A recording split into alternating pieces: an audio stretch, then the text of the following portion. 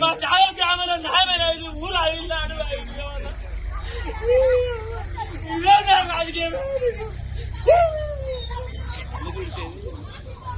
ఇదేం న్యాయం, ఇదేం ధర్మం, మీదేం రాజకీయం?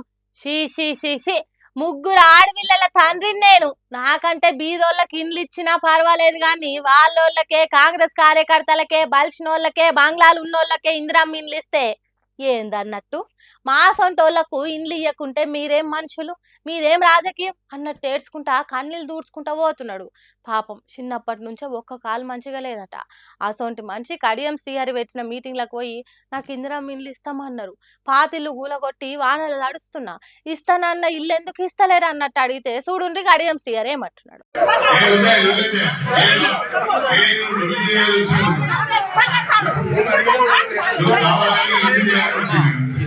ఏ నీ లొల్లెందయ్యా, నువ్వు వచ్చిందే లొల్లి చేసేటానికి, కావాలని ఇక్కడికి వచ్చి షో చేస్తున్నావు అని ఎమ్మెల్యే కడియం శ్రీహరి ఈ అన్నను బెదిరించినట్టు మాట్లాడి బయటకు నెట్టేయించిండట.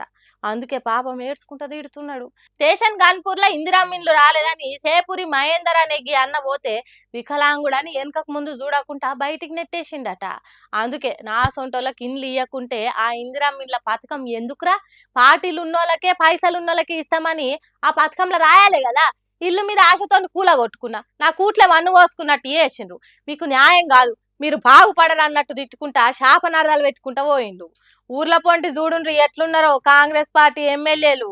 కాంగ్రెస్ బలగానికి బంగారు కంచంలో గానోళ్లకు కాగితం కవర్లో పెట్టినట్టే చేస్తున్నారు. ఏం రాజకీయాలో ఏమో పోన్రి.